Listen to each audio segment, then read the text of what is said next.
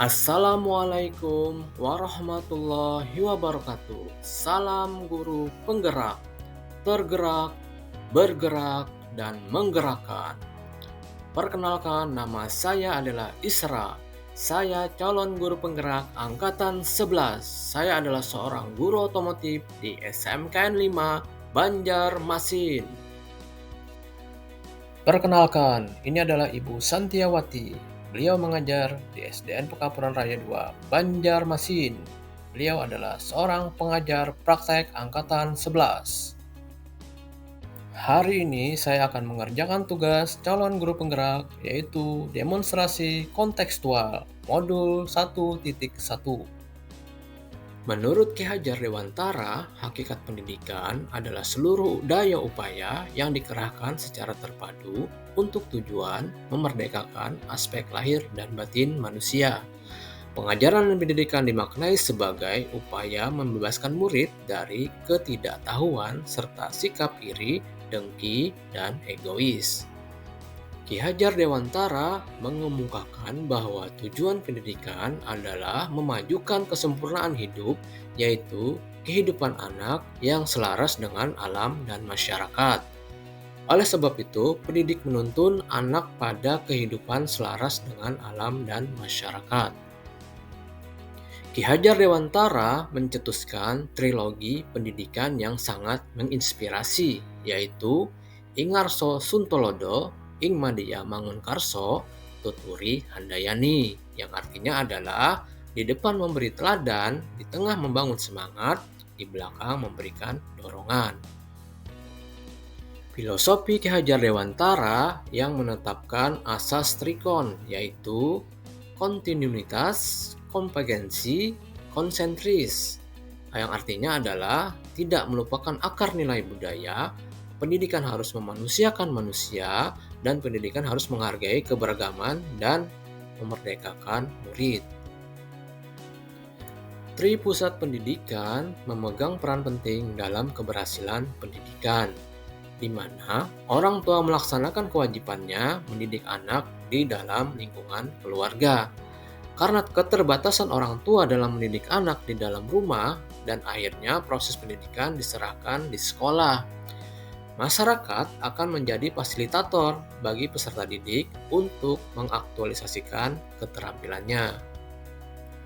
KHD menjelaskan bahwa dasar pendidikan anak berhubungan dengan kodrat alam dan kodrat zaman. Kodrat alam berkaitan dengan sifat dan bentuk lingkungan yang dimana anak itu berada. Sedangkan kodrat zaman bisa diartikan bahwa kita sebagai pendidik harus membekali keterampilan kepada siswa sesuai zamannya agar mereka bisa hidup dan berkarya dan menyesuaikan diri. Menurut KHD, budi pekerti atau watak atau karakter merupakan perpaduan antara gerak pikiran, perasaan, dan kehendak atau kemauan sehingga menimbulkan tenaga. Budi pekerti juga dapat diartikan sebagai perpaduan antara cipta, karsa, dan karya. Budi pekerti menjadi bagian tak terpisahkan dari pendidikan dan pengajaran yang kita lakukan sebagai pendidik. Seorang pendidik diibaratkan seorang petani atau tukang kebun yang tugasnya adalah merawat sesuai kebutuhan tanaman-tanaman itu agar tumbuh dan berbuah baik. Tentu saja beda tanaman, beda juga perlakuannya. Artinya, kita seorang pendidik harus bisa melayani segala bentuk kebutuhan metode belajar murid yang berbeda-beda. Kita harus bisa memberikan kebebasan kepada murid untuk mengembangkan ide berpikir kreatifnya, tentu saja dengan tuntunan agar mereka tidak membahayakan dirinya. Dalam pembelajaran di kelas, kita harus memperhatikan kodrat anak yang masih suka bermain. Ketika murid-murid sedang bermain, pasti yang mereka rasakan adalah kegembiraan, dan itu membuat suatu kesan yang membekas di hati dan pikirannya. Sebagai pendidik, kita harus mampu memasukkan unsur-unsur permainan dalam pembelajaran agar siswa senang dan tidak mudah bosan. Konsep pemikiran Ki Hajar Dewantara sangat relevan diterapkan pada zaman sekarang ini. Inti dari filsafat pendidikan Ki Hajar Dewantara adalah perubahan pendidikan seperti tata surya, selalu bergerak, tidak pernah berhenti, dan tidak boleh statis atau diam. Mereka tidak pernah berhenti berputar karena ketika mereka berhenti berputar maka akan terjadi kekacauan atau kehancuran.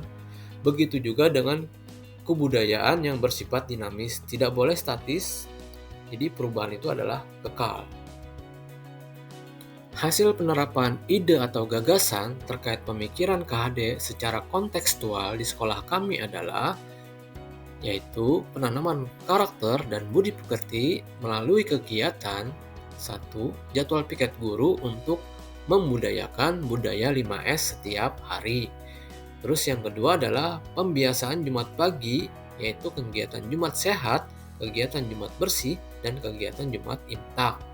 Terus yang ketiga adalah pembiasaan harian murid untuk kebersihan ruang kelas dan sekitarnya. Selanjutnya adalah penanaman karakter dan budi pekerti melalui kegiatan. Yang pertama adalah kegiatan infak setiap hari Jumat dan dana spontanitas untuk yang mengalami musibah.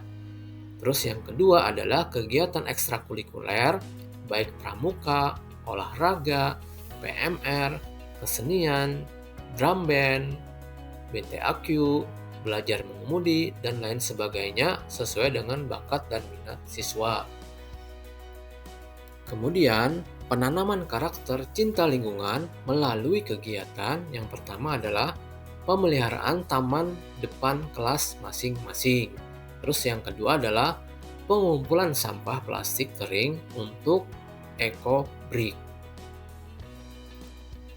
Seorang guru harus mampu menciptakan pembelajaran yang aktif dan menyenangkan dan berpihak pada murid.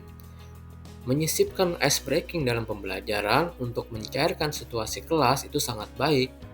Tidak memberikan hukuman kepada murid, tidak marah-marah, serta mengajar lebih sabar dalam membimbing murid. Tantangan dan solusi penerapan pemikiran KHD sesuai dengan konteks kelas dan sekolah adalah yang pertama yaitu tantangan, melaksanakan pembelajaran sesuai dengan kodrat alam dan kodrat zaman dan menjadi teladan, penyemangat, dan pendorong untuk murid. Solusinya, kita harus bisa menguasai keterampilan abad 21, memilih metode pembelajaran yang menyenangkan dalam pembelajaran, dan memahami karakter murid serta bermain sambil belajar karena bermain adalah kodrat dari seorang murid. Demikianlah tugas calon guru penggerak saya angkatan 11 dengan tema demonstrasi kontekstual. Kalau ada salah dalam penyampaian atau ada hal-hal yang ingin dikomen, silahkan dikomen di bawah. Silahkan follow YouTube saya, like YouTube saya.